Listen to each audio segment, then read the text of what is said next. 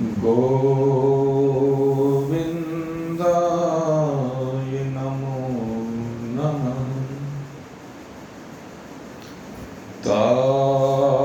तत्त्ववेत्तो महाबाहो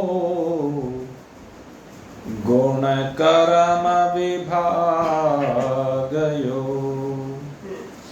गुणागुणेषु वर्तन्ते इति मत्वा न सज्जते। प्रकृतिर्गुणसम्मूढा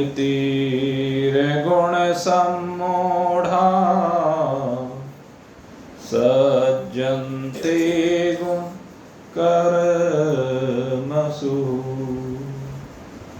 तान् कृतघ्नविदो मन्दान् कृतघ्नभिन्न विचालये। मयि सर्वाणि कर्माणि सन्न्यस्याध्यात्मचेतसः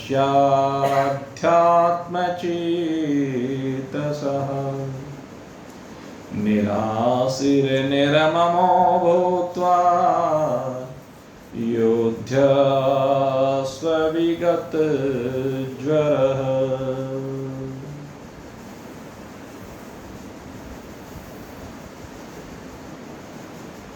नित्य है, निरंतर अपने अजर अमर अविनाशी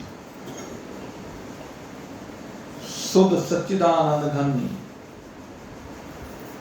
स्वरूप में विराजमानता के लिए निरंतर प्रयत्नशील जिज्ञासु हैं।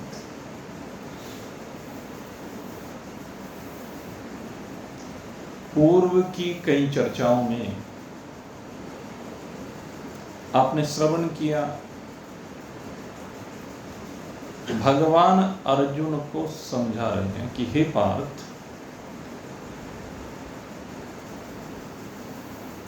जो तत्ववित्त होता है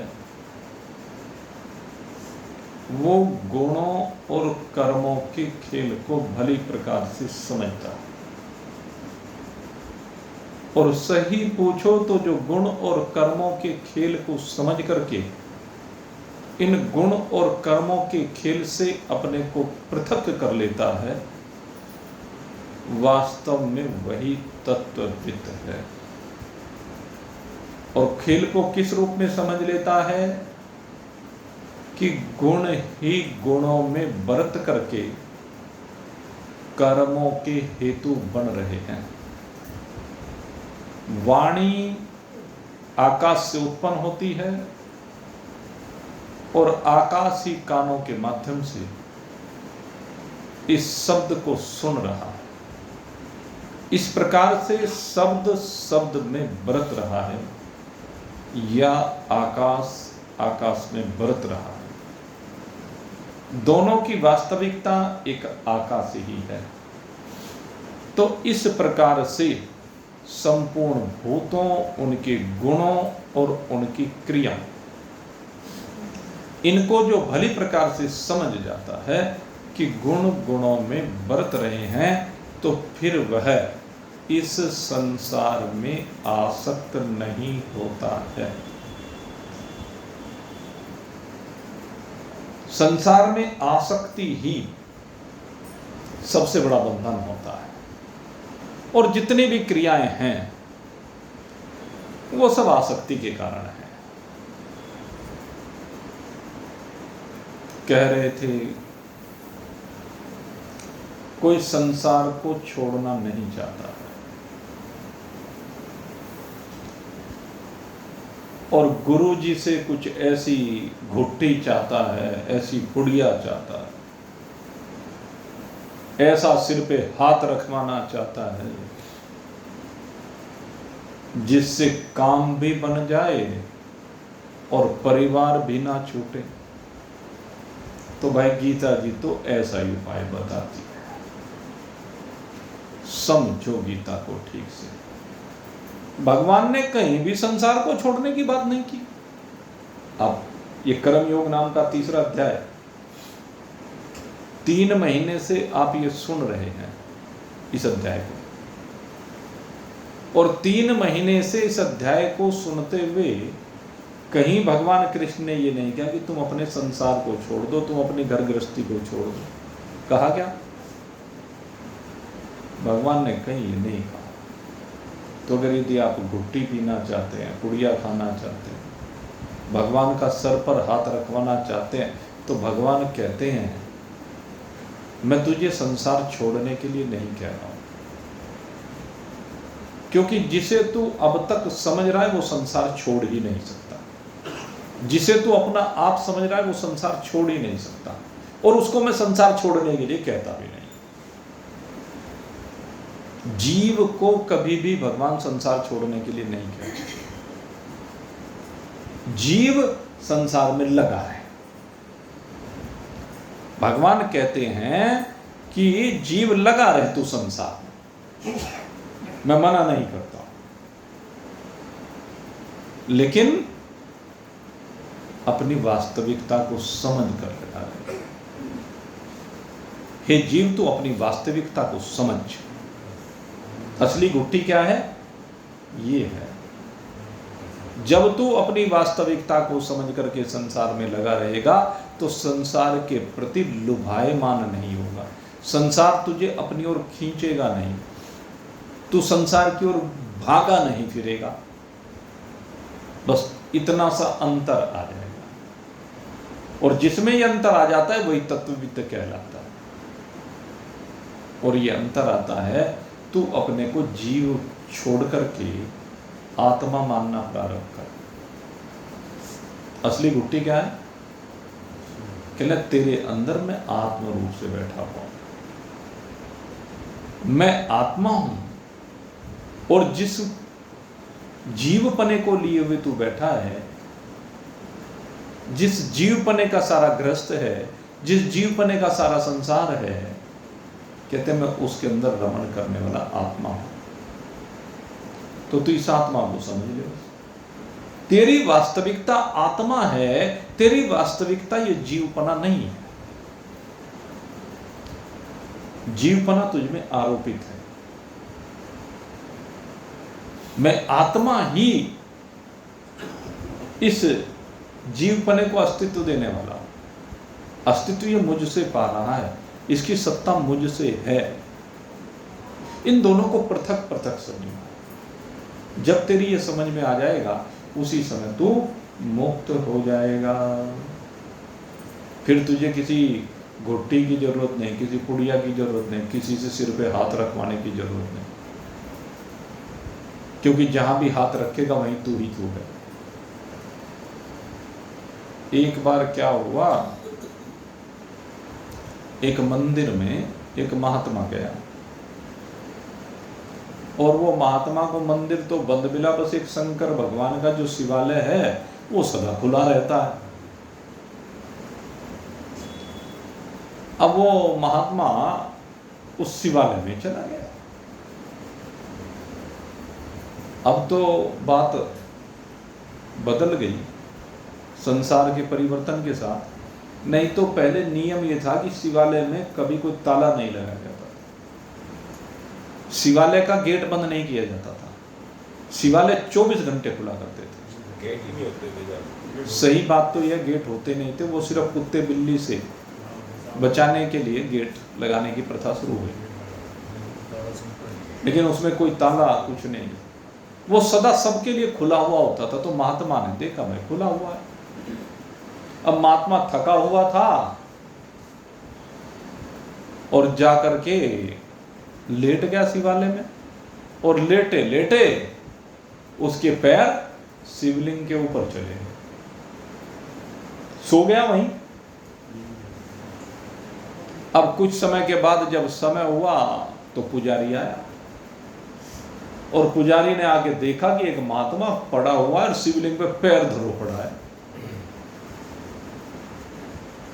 कहने लगे महात्मा होके शर्म नहीं आती तुझे? बेसुध पड़ा है, शिवजी महाराज के ऊपर पैर रख करके पड़ा हुआ है, पापी कहीं का। अब पंडित जी ने आके दो चार बात सुनाई, उसकी आंख खुली, आंख खोल के देखा, क्या हुआ पंडित जी, हुआ क्या, क्या नहीं हुआ ये बता। अरे शंकर भगवान है, तो इनके ऊपर पैर रख के पड़ा हुआ है।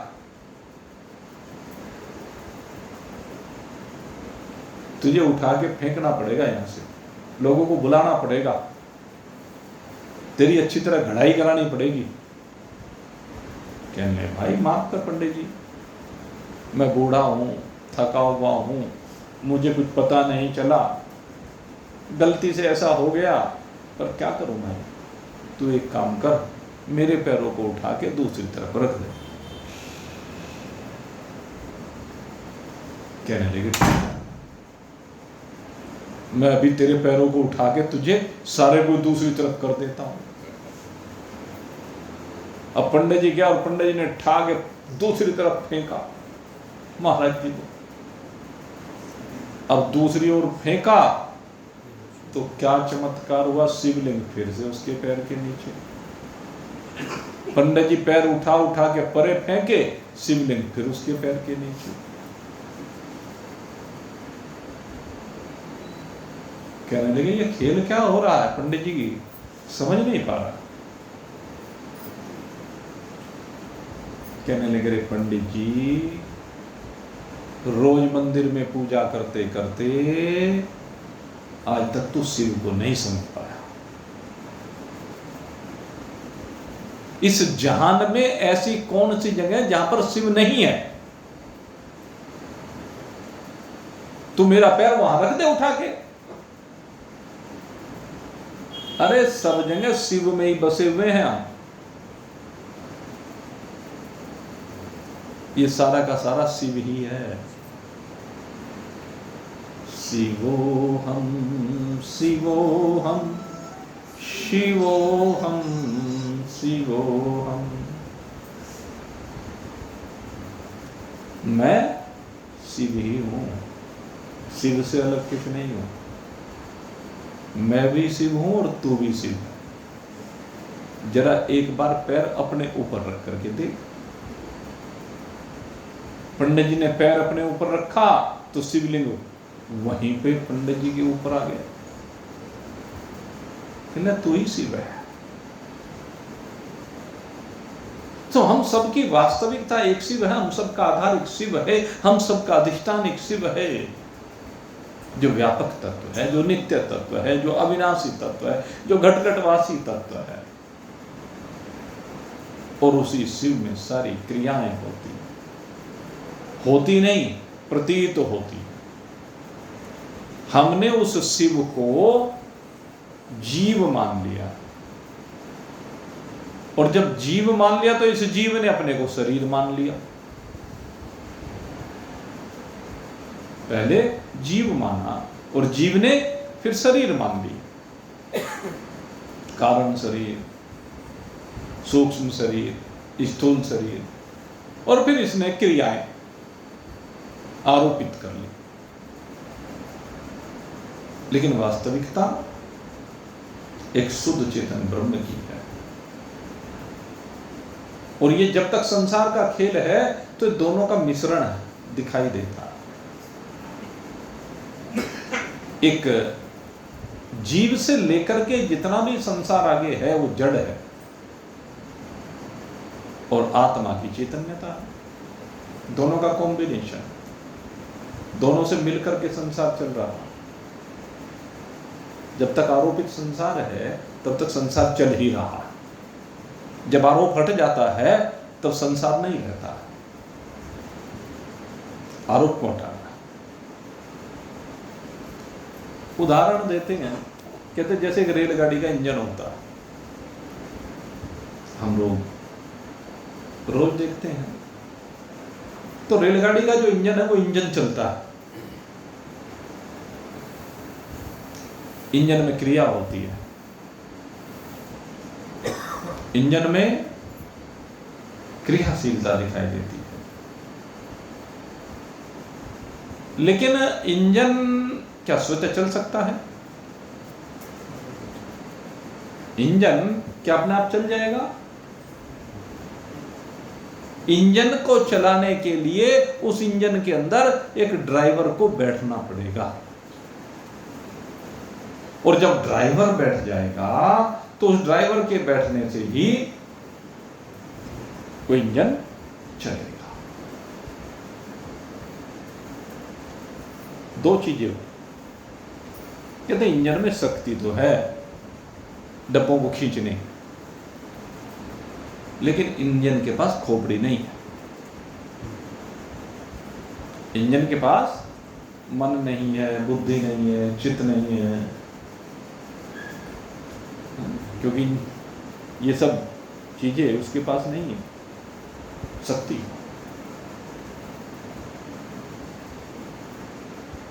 शक्ति कहाँ है? कहते हो शक्ति उसको चलाने की, उसका मेथड वो ड्राइवर के पास है। और दोनों की शक्ति जब मिल जाती है, एक की बुद्धि कहिए, दूसरे की शक्ति कहिए, ड्राइवर की बुद्धि और इंजन की शक्ति, दोनों जब आपस में मिल जाती है तब रेलगाड़ी चुप चुप करके चलने लगती। सब देखते हैं। तो कहते हैं कि इंजन अकेला इसलिए नहीं चल पाता क्योंकि उसके पास खोपड़ी नहीं है, मन नहीं है, बुद्धि नहीं है, इंद्रियां नहीं है। इसलिए उसे किसी चालक की जरूरत पड़ती है, ड्राइवर की जरूरत पड़ती है, एक सहारे की जरूरत पड़ती है, तब वो चलता है। पर कहते हैं ये जो मनुष्य शरीर है ये भी एक इंजन है। मनुष्य शरीर जो हमारा है ये भी तो इंजन की भांति है। लेकिन भगवान ने इस स्थूल शरीर के ईंधन में कहते हैं सूक्ष्म शरीर का ड्राइवर बैठा रखा, जो दिखता तो है नहीं लेकिन काम सारा करता। ये सौभाग्य है हमारा कि दोनों चीजें हैं इसमें। शरीर रूपी इंजन है, उसके अंदर शक्ति भी है और उसे चलाने वाला ड्राइवर भी है, मनोमस्तिष्क है।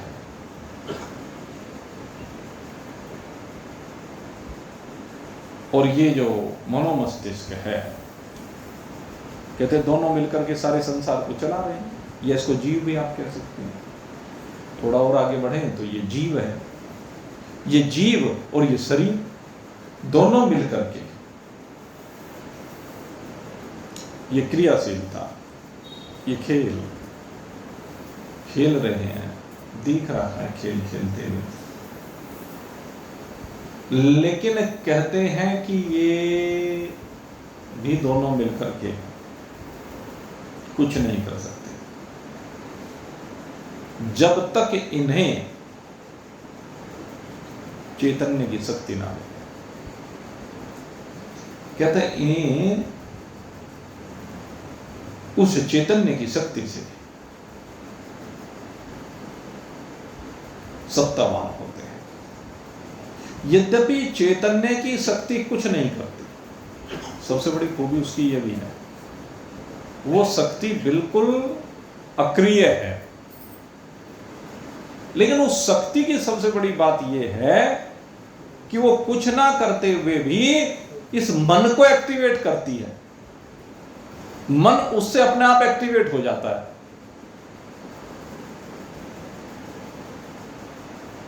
जैसे एक चुंबक होता है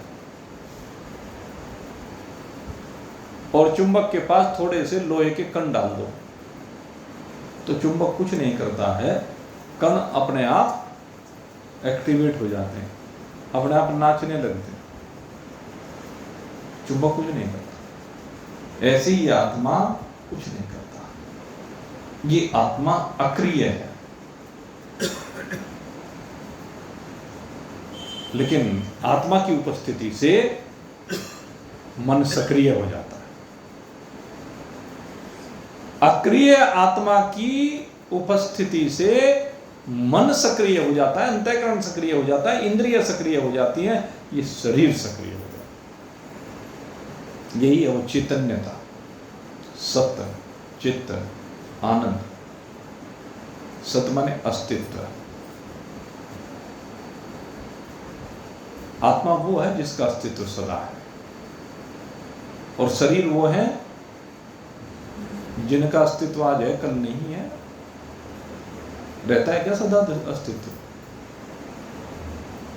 शरीर का अस्तित्व कितने समय के लिए है? शरीर का अस्तित्व तो एक न एक दिन समाप्त तो होना ही है। क्षण में हो जाओ, साल में हो जाओ, 2 साल में हो जाओ, 10 में हो जाओ, 20 में हो जाओ, 50 में हो जाओ, 100 साल कोई जी जाओ कहने के लिए। वैसे तो कोई 100 से ऊपर भी जी जाता है शरीर, लेकिन ये तो सत्य है कि एक दिन शरीर का अस्तित्व नहीं रहेगा। शरीर एक दिन मिट्टी बन जाएगा। तो इस मिट्टी में जो क्रियाशीलता है, इस मिट्टी में जो स्फुरना है, वो किसकी वजह से है? वो आत्मा की वजह से है। आत्मा करता कुछ नहीं। जैसे सड़क है, सड़क करती कुछ नहीं है, लेकिन वाहन उसके ऊपर दौड़ रहे हैं। ये आधार है। सड़क आधार बन गई, करती कुछ नहीं, निष्क्रिय रहती है। ऐसे आत्मा करती कुछ नहीं है। वो इस जीव को आधार प्रदान कर रही है, इस जीव को एनर्जी प्रदान कर रही है। जीव उसकी वजह से एक्टिवेट हो रहा है।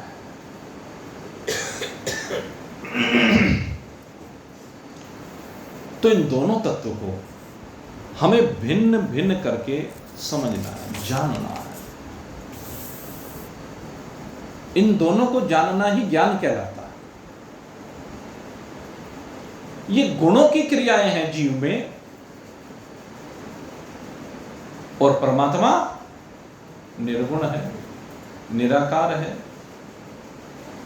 परमात्मा बिल्कुल अक्रिय है। इन दोनों के तत्व को हम भिन्न भिन्न समझें। जब इसको भिन्न भिन्न समझ जाते हैं तो खेल समझ में आ जाता है, और उस खेल को जब समझ में आ जाता है तभी कहा जाता है कि ये ज्ञानी हो गया, तत्ववित्त हो गया।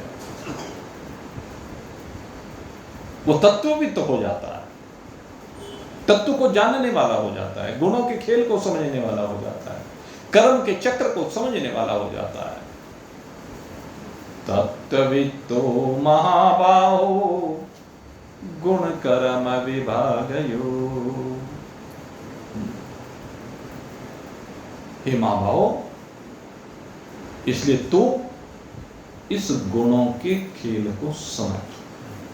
ये महाभारत का जो युद्ध हो रहा है, ये गुणों के खेल से हो रहा है।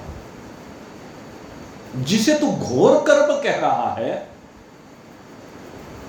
कि हे प्रभु, मुझे इस घोर कर्म में क्यों लगाते हो? युद्ध को तुम घोर कर्म कह रहे हो, इस घोर कर्म में मुझे क्यों लगा रहे हो? कहते वो प्रकृति के गुणों के द्वारा उत्पन्न किया गया है। तो उस युद्ध से विमुख नहीं हो सकता। युद्ध तुझे लड़ना पड़ेगा। तुझे से मतलब जीव भाव को लेकर कह रहा हूं, आत्मा को लेकर नहीं कह रहा हूं।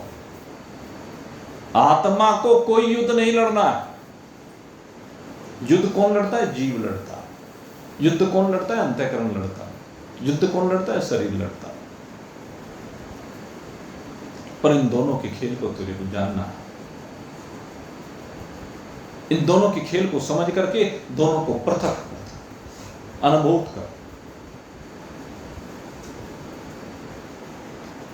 और जब तू इसको अनुभूत कर लेगा तो इस खेल से चिपकेगा नहीं। 2 चीजें हैं। कहते मैंने तेरे को 2 मत बताए हैं। द्वाविधा निष्ठा पुरा प्रोक्ता मया नगर, ज्ञान योगेन सांख्यानाम कर्म योगेन योगिनाम। 2 प्रकार की निष्ठाएं। मैंने तेरे प्रति कही है इस कर्मयोग नाम के अध्याय में, और इससे पूर्व सांख्य योग के अध्याय में। एक की सिद्धि कर्म योग से है, एक की सिद्धि सांख्य योग से। कहते हैं लेकिन फल में दोनों एक है। कहते दोनों की साधना प्रणाली भिन्न है बस।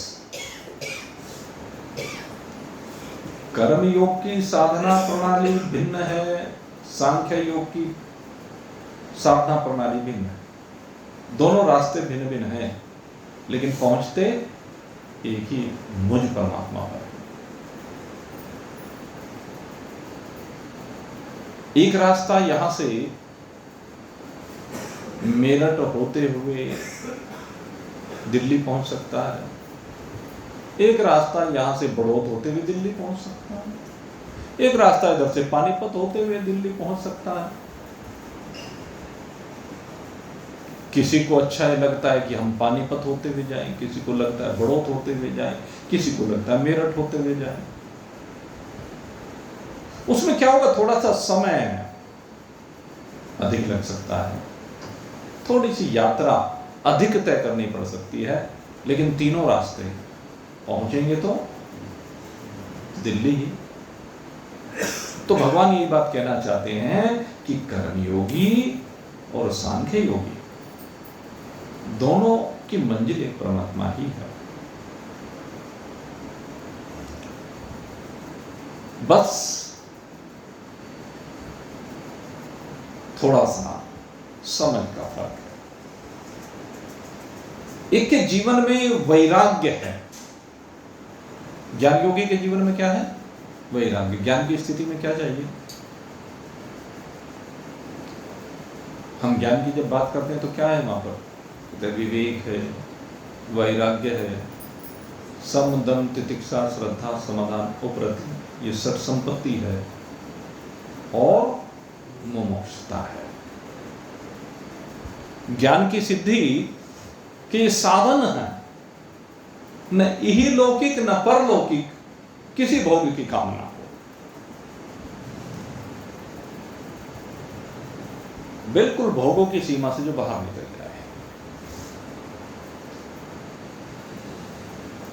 ऐसा तीव्र वैराग्य।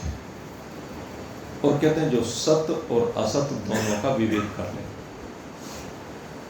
परमात्मा सत्य है, बाकी सब कुछ असत्य है। परमात्मा नित्य है, बाकी सब कुछ अनित्य है।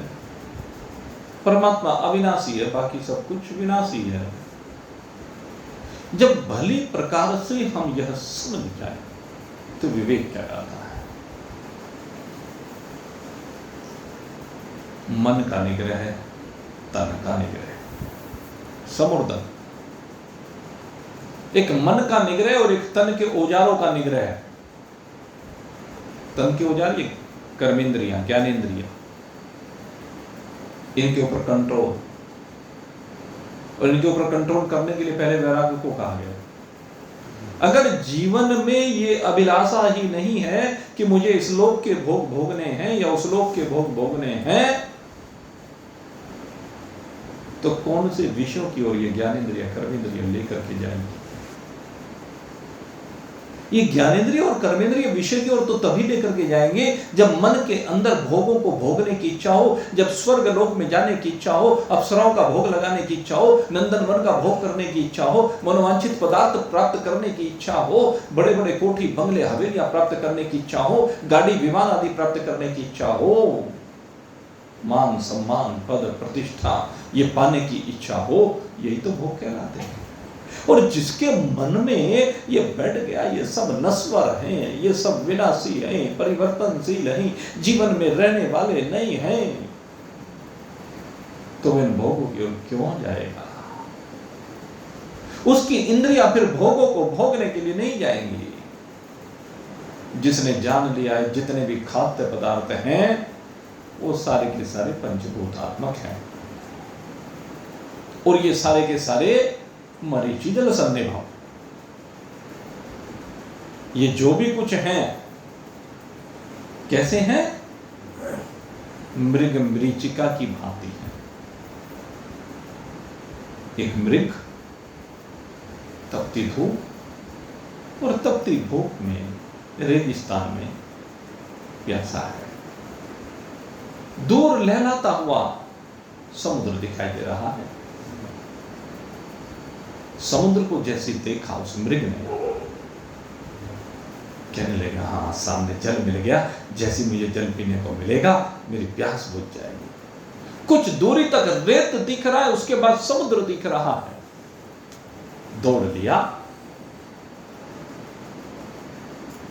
दौड़ता गया दौड़ता गया दौड़ता गया, लेकिन जितना दौड़ता है समुद्र की दूरी घट नहीं रही है। समुद्र उसके लिए ज्यों का त्यों उतनी दूर दिखाई दे रहा है, उतनी दूर तक रेत दिखाई दे रही, उसके बाद फिर से समुद्र दिखाई दे रहा है। अब वो समझ नहीं पा रहा है कि हो क्या रहा है, मैं दौड़ रहा हूं कि नहीं दौड़ रहा हूं। जैसे एक बार क्या था,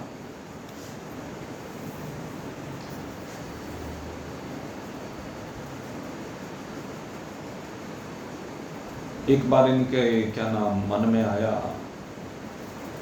मथुरा के कुछ भंगेड़ी थे, भंगड़, भांग पीने वाले। उन्होंने देखा पूर्णिमा की रात्रि आज कि चलो आज जो है नाव से संगम चलते हैं। संगम जहां पर यमुना जी गंगा से मिल जाती है प्रयाग में, तो सारे भंगेड़ी विश्राम घाट पर आ गए मथुरा के, और विश्राम घाट पर आकर के नाव में बैठ गए। बड़ी सुंदर सी नाव, और नाव में आओ करके बैठ करके चप्पू चलाने शुरू कर दिए। जम करके चप्पू तेजी, अरे भाई तेजी से चलाओ, खूब तेजी से चलाओ, जिससे सुबह होते होते हम संगम पहुंच जाए। पूरी रात चप्पू चढ़ाते रहे, पूरी मेहनत की, पूरी जान लगा, और सुबह होने को आई, उजाला सा हुआ, भोर का समय हुआ, लालिमा आई आकाश में, नशा उतर गया। और नशा उतरा तो क्या देखा, एक बोला, अरे भाई रामदास, हाँ धर्मदास, अरे ये हम तो यहीं के यहीं देख रहे भाई, तो विश्राम घाट से ही लगता है ना। हाँ भाई लग तो यही रहा, पर हम तो सारी रात चप्पू चलाते रहे, सारी रात नाव चलाते रहे, सारी रात नाव चलती रही, ऐसा कैसे हो सकता है। अब हो क्यों नहीं सकता, क्योंकि चप्पू तो चला रहे हैं, नाव तो हिल डुल रही है, पर बंधी हुई है खूंटे से। नाव खूंटे से बंधी हुई है, जो बेड़ा वो रस्सी खोली नहीं ना, तो वहीं के वहीं पड़े हुए हैं, आगे बढ़े नहीं।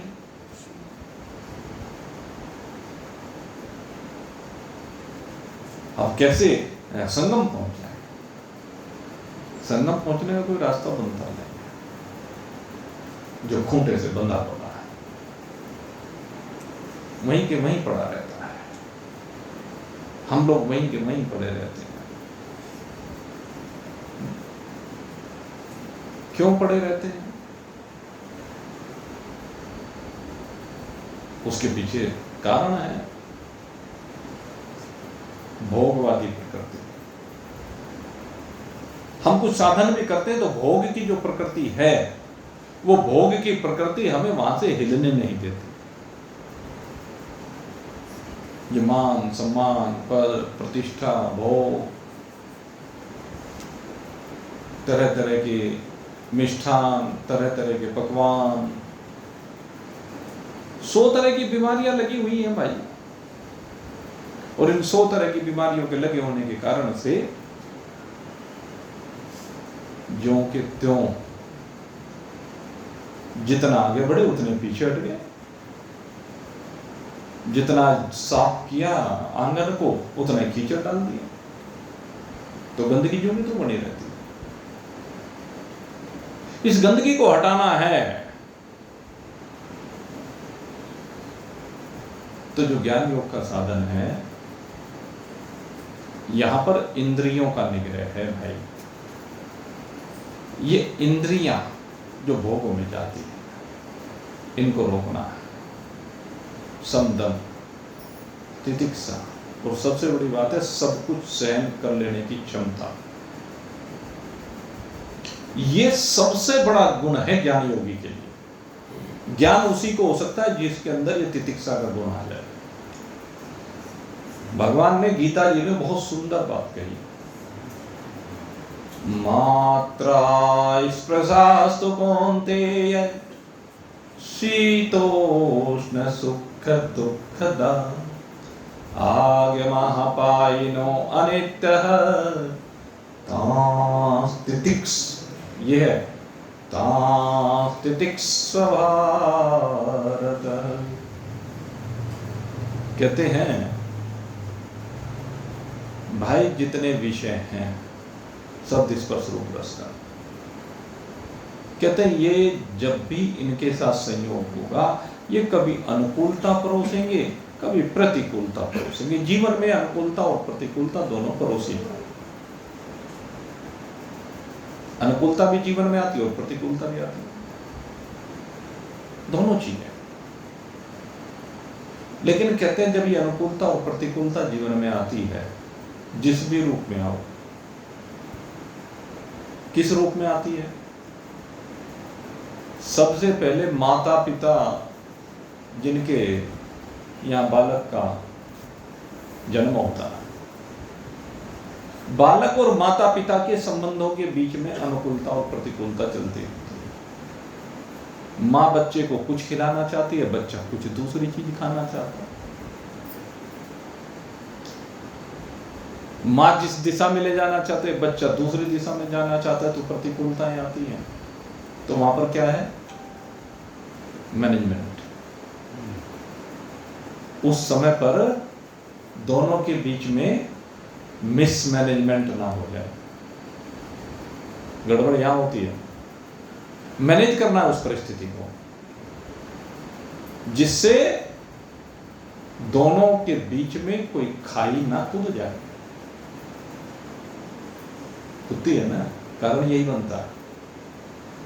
एक की अभिलाषा कुछ है, दूसरे की अभिलाषा कुछ है, एक का प्रारब्ध कुछ है, दूसरे का कुछ है। जब हम दोनों के प्रारब्ध को साथ जोड़ करके समन्वय करके चलते हैं, तो ये सही दिशा में यात्रा चली जाती है। लेकिन जब हम दोनों समन्वय करके नहीं चलते हैं, तो फिर गड़बड़ हो जाती है। फिर आगे बढ़ता है बच्चा, बच्चा बड़ा हो जाता है, जवान हो जाता है, शादी हो जाती है, पति पत्नी बन जाते हैं दोनों में। बच्चे पति पत्नी के रूप में आगे कन्वर्ट हो गए।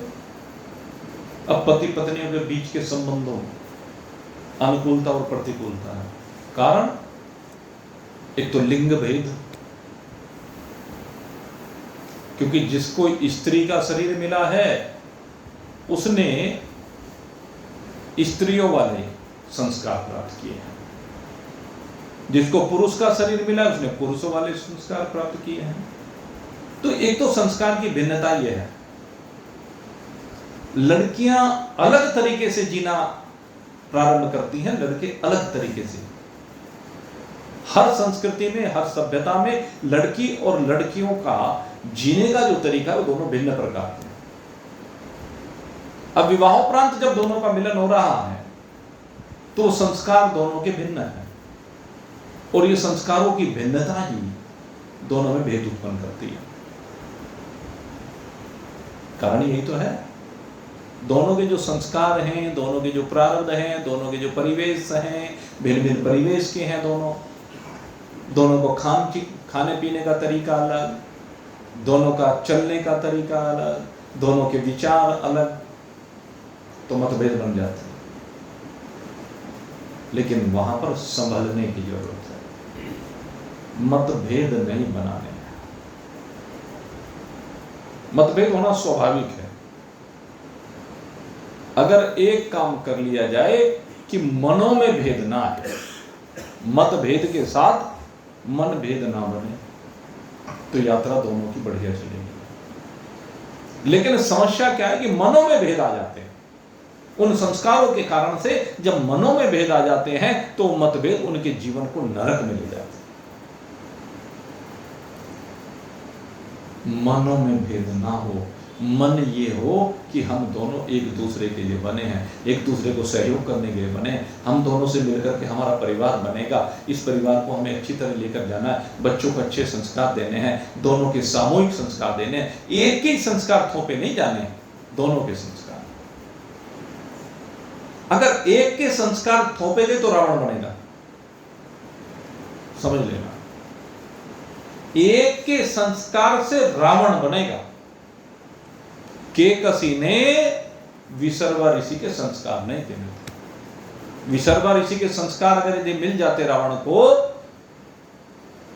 तो रावण महाशक्तिशाली, त्रिलोक विजयी रावण है? लेकिन गड़बड़ क्या होगी? केकसी के संस्कार लेकर के विसर्वा ऋषि की शक्ति तो मिल गई, लेकिन संस्कार केकसी के मिले। और अगर संस्कार विसर्वा ऋषि की ओर मिल जाते उसमें, तो उस शक्ति का सदुपयोग करता। और जिस इंद्रासन को पाने के लिए रोज युद्ध होते थे, वो इंद्रासन उसका अपना होता, वो धर्म पूर्वक इंद्रासन पर बैठता, अधर्म पूर्वक नहीं, किसी के माल को छीन कर नहीं, किसी घर में डकैती डाल के नहीं। कुबेर अपने भाई उसी को बंदी बना लेता, उसी का पुष्पक विमान छीन लेता है। चिंतन करो, ये किसकी संस्कृति है? केकसी की। तो अगर दोनों मिलकर के चलते, विसर्वा और केकसी मिलकर के चलते और मिलकर के चल करके अपने बच्चों को सही संस्कार देते, तो बच्चों के प्रति उनका जो दायित्व था उसका सही निर्वहन होता और बच्चे सही दिशा में चलते। और फिर उनको मरना ना पड़ता बीच मझधार में। नैया न डूबती। नैया क्यों डूबी? संस्कार भिन्न था, दोनों ने समन्वय नहीं किया। और ये कहानी आगे चलती रहती है, आगे उनके बच्चों के फिर यही होता है। अब जब माँ बाप आपस में झगड़ते रहते हैं तो बच्चे वो झगड़ने के संस्कार ले लेते हैं।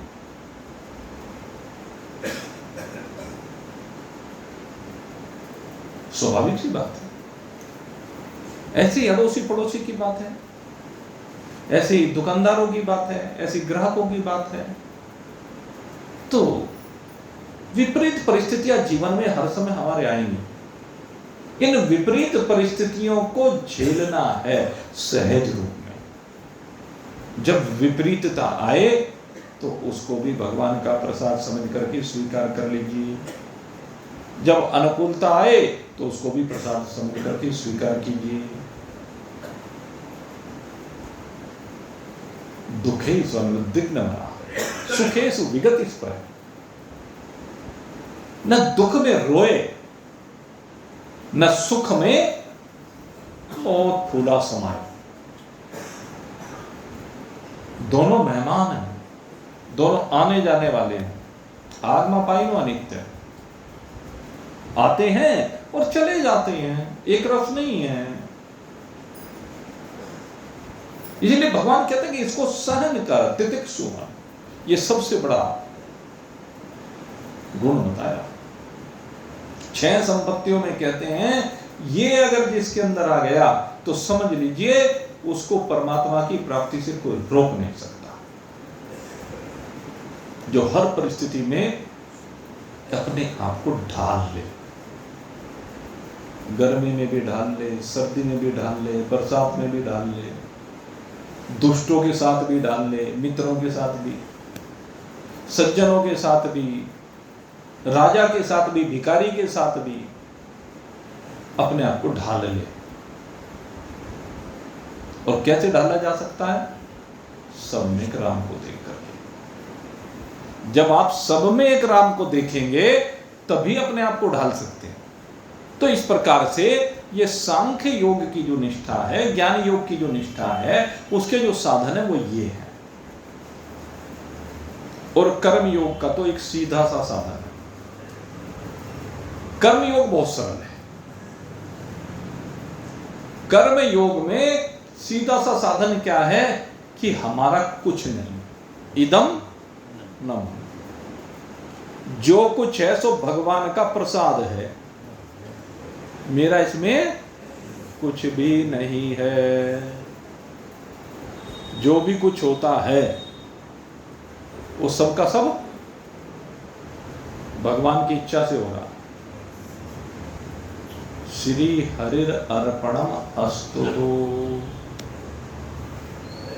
जो भी कुछ हो, अच्छा हो गया तब भी श्री हरि अर्पणम अस्तु, बुरा हो गया तब भी श्री हरि अर्पणम अस्तु। तेरा तुझको अर्पण क्या लागे मेरा। भगवान जी को क्या कहें, जो है सो तेरा है, भागना नहीं है इसमें संसार से। देखो दोनों परिस्थितियों में फर्क है। सांख्य योग में वैराग्य की पराकाष्ठा है और कर्म योग में स्वरूप से वैराग्य की बात नहीं की गई। स्वरूप से वैराग्य नहीं है। कर से कर्म करो विदनाना, पर ध्यान रहे जा कृपा निधान। कर्म योग में ये मुख्य बात है। कर्म योग में शरीर संसार के लिए भगवान ने कहा तो संसार से भाग मत, तो युद्ध से भाग मत। ये जो धर्म युद्ध तेरे सामने आया इससे भागने की आवश्यकता नहीं है। ज्यादा क्या होगा, हार जाएगा, मर जाएगा, तो क्यों घबराता है। अतो वा प्रापस्यसि स्वर्गः, घबरा मत। हार भी गया, मर भी गया तो भी तेरे लिए स्वर्ग निश्चित है। क्योंकि युद्ध के क्षेत्र में अपने धर्म के लिए संघर्ष करते हुए, लड़ते हुए अगर कोई वीर गति को प्राप्त हो जाता है तो सीधे स्वर्ग की ओर जाता है। इसलिए अर्जुन घबरा मत, अतो वा प्रापस्यसि स्वर्गः। और अगर जीत गया तो जीतने में दोनों हाथ में लड्डू हैं। जीत्वा वा भोक्ष्यसे महि, तो जब तक जिए जीतने के बाद सुखपूर्वक जिएगा। इस संसार के जितने भी सामग्री है वो सब तेरे लिए, तेरे चरणों में अर्पित होगी। और उसके बाद भी स्वर्ग तो निश्चित जाएगा। उसके बाद भी स्वर्ग के दरवाजे तेरे लिए खुले हुए हैं। इसलिए घबराने की आवश्यकता नहीं है। इसलिए किसी को भी घबराने की आवश्यकता नहीं है। कर्मयोगी और सांख्य योगी दोनों की साधना प्रणाली भले भिन्न हो, लेकिन फल एक ही है। फल के रूप में दोनों को परमात्मा मिलना ही है। कर्मयोगी कर्मों को कभी अपने नहीं समझता, कर्मयोगी सदा कर्मों को भगवान के समझता है। जो भी कर्म हो रहे हैं वो भगवान करा रहा है, मैं भगवान का दास हूं। भगवान ने मुझे जो भी दायित्व दिया है उस दायित्व का निर्वहन कर रहा हूं। ये कर्मयोग है। और जब सब कुछ भगवान का मान लेता है तो संसार से संबंध कहां। कहते हैं उस कर्म योगी का संसार से संबंध विच्छेद हो जाता है। और उसका संबंध किससे जुड़ जाता है? कर्म योगी का संबंध भगवान से जुड़ जाता है। और ज्ञान योग में तो सीधे सीधे संबंध विच्छेद हो जाता है। ज्ञान योगी सीधे सीधे अपने स्वरूप का बोध प्राप्त कर लेता है कि मैं ब्रह्म हूं। और कर्म योगी जब सब कुछ भगवान का मान लेता है तो भगवान कहते हैं, हे मेरे भक्त, हे मेरे प्यारे, आ। और वो आकर के उसके सिर पर अपना हाथ रख देते हैं। सिर पर हाथ की बात शुरू हुई थी ना, वो भगवान श्री कृष्ण उसके ऊपर आकर के अपना हाथ रख देते हैं। ले बेटा तू घबरा मत, तू मेरे से भिन्न नहीं है। हे पार्थ, तू मुझसे भिन्न नहीं है। भगवान अवधूत दत्तात्रेय महाराज यदु को कहते हैं तू मुझसे भिन्न नहीं यदु। अष्टावक्र जी जनक को कहते हैं तू मुझसे भिन्न नहीं है। हे अर्जुन, तू भी मेरा स्वरूप ही है। जब 11वां-12वां अध्याय आएगा उसमें भगवान ने कहा है कि अर्जुन भी मैं ही हूं। इन भरतवंशियों में अर्जुन मैं ही हूं। यही तो है ब्रह्मास्मिता है। भगवान अर्जुन को समझा देते हैं तत्त्वमसि, तू ब्रह्म है, तू मेरा ही स्वरूप है, तू मुझसे भिन्न नहीं है। तो कर्मयोगी के ऊपर इस प्रकार से भगवान कृपा करते हैं और ज्ञान योगी समझ के द्वारा गुरु की कृपा से यहीं पर अपने स्वरूप का बोध प्राप्त कर लेता है। तो फल रूप में थोड़ी सी साधना पद्धति की भिन्नता है, लेकिन वास्तव में फल रूप में दोनों को एक ही ब्रह्म की प्राप्ति होती है।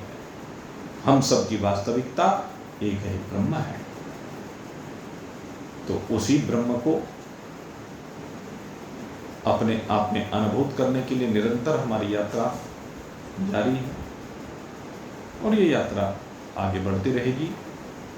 कल फिर ठीक 7:45 बजे आपकी सेवा में फिर से उपस्थित होंगे भाई।